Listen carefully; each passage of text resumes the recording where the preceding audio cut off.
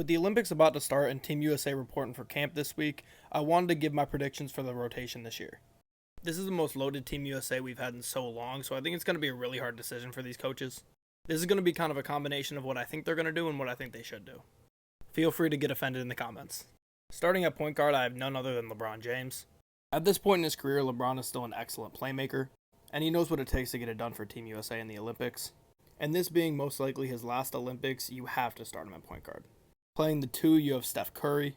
Of course, Curry plays point guard in the NBA, but he's more of a natural shooting guard, and I think he's going to fit really well next to LeBron. LeBron's going to be able to set him up very nicely, and Curry should be able to go off this Olympics. At 3, I know this is kind of a controversial one, but give me Devin Booker. We already heard earlier this week Steve Kerr say how Devin Booker is the perfect FIBA player. He was a huge reason why they won gold last Olympics. He's a well-rounded player that can defend, he can play make, he can also shoot, of course. And I think when you compare him to guys like Ant or Tatum, he's just a better fit with this starting lineup than they are. So I have Book at the 3. At the 4, I have his teammate Kevin Durant. Of course, KD did get hurt training for the Olympics, but he looks like he should be back in time to start playing. He's no doubt the best USA Olympic player we've ever seen, and he needs to be in the starting lineup, that's no question. There's no world where KD does not start. At the 5, you have Joel Embiid. This is funny because at no time did most people think Embiid was going to play for Team USA.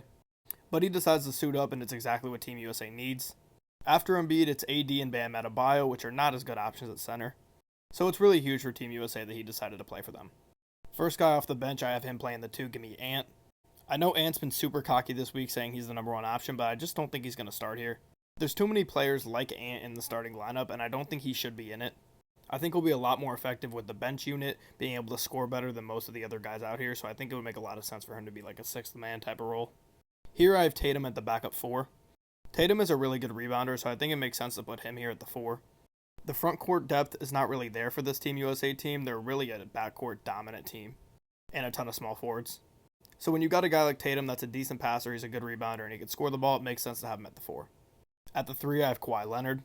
I'm not the highest on Kawhi at this point in his career, but he's still a great defender, and he can still score the ball in the mid-range.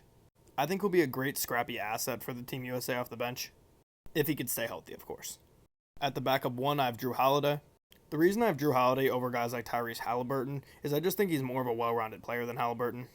At times, we saw Halliburton kind of disappear if his jump shot wasn't going in, and Jrue Holiday very easily might have been the most important player on this last Celtics team.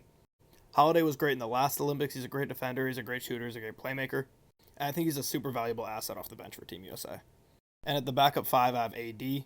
It's nice to have AD at the 5 here, even though they don't have a ton of front court depth. AD is a good Team USA player. He's a good defender at the rim. There's no 3 seconds. He'll succeed a lot. And I think if we didn't have Joel Embiid, he would probably start at the 5. And then the last 2 guys off the bench after the first 5, Halliburton and Bam Adebayo. In my opinion, they're easily the 2 worst players on Team USA. They're still great players, and they'd probably get a serious amount of minutes on the usual Team USA teams, but the Avengers have really stacked up against them here. If there's front court injuries, I could definitely see Bam Adebayo getting in, but I don't think Halliburton's going to play a huge role in this team. Regardless, this is the opportunity to be the best Team USA team we've ever had. I would love to see them just go out there and win by 90 every single game, and I cannot wait to see how they all play together.